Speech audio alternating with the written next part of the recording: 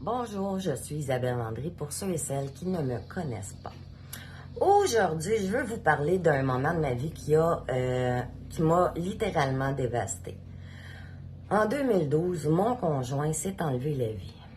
Ce jour-là, tout s'est effondré. Quand je dis tout, c'est tout. Je suis tombée en dépression majeure. Pas une petite fatigue, là. Pas une passe difficile, une vraie chute. Une noirceur totale. Et c'est là que mon paradoxe m'a frappé en plein fouet. Moi, intervenante, éducatrice spécialisée, diplômée en intervention, forte d'années d'expérience à comprendre les traumas des autres, j'étais incapable de me relever moi-même.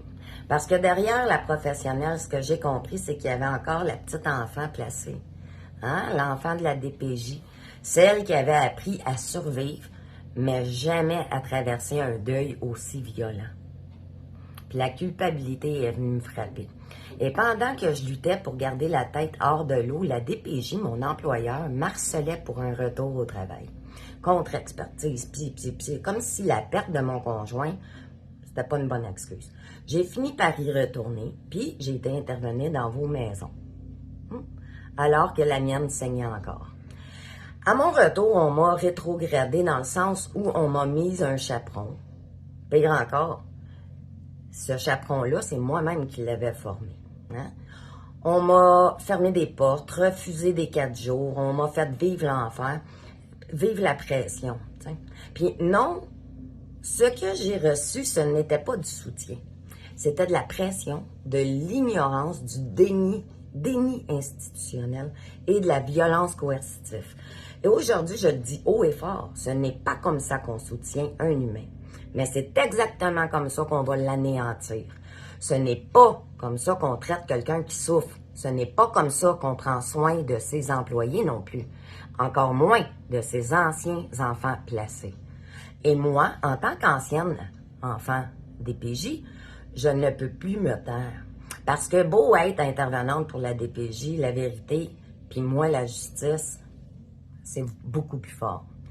Puis, ça vient alourdir un parcours déjà difficile plutôt que de le soulager.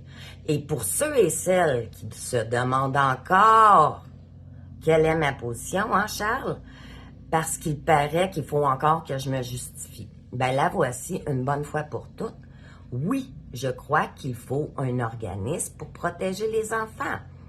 Une brigade policière familiale peut-être, mais pas au prix de l'abus, pas au prix de l'arrogance et encore moins au prix de la souffrance. Parce que ces familles-là, ces parents-là vivent déjà des grandes difficultés. Ils n'ont pas besoin qu'on les enfonce davantage et ils ont besoin que quelqu'un croie en eux. Et soyons honnêtes, une minute. Si un organisme n'est même pas capable de soutenir ses propres employés, comment pourrait-il prétendre être en mesure de soutenir vos familles? Parce que moi, depuis 2012, ce que je vois, ce que j'ai vécu, c'est une machine qui fait mal. C'est de la souffrance, des services qui s'effritent, des décisions tellement absurdes, des familles brisées. C'est la loi du plus fort, de l'omerta. C'est une guerre de pouvoir maquiller en bienveillance. Et c'est pour ça que je fais ça. J'espère, Charles, ça va répondre à ton questionnement profond. Merci de faire vivre mes mots, parce que en les disant, on va peut-être empêcher d'être enterré. Et vous avez déjà été forcé. Avez-vous déjà été forcé de fonctionner quand vous étiez au plus bas de votre être? Moi, j'étais dans vos familles à vous dire quoi faire. Donc, à bientôt pour une prochaine petite capsule et j'espère que ça sera la dernière fois que j'aurai à expliquer ma position. Bonne journée, bonne réflexion.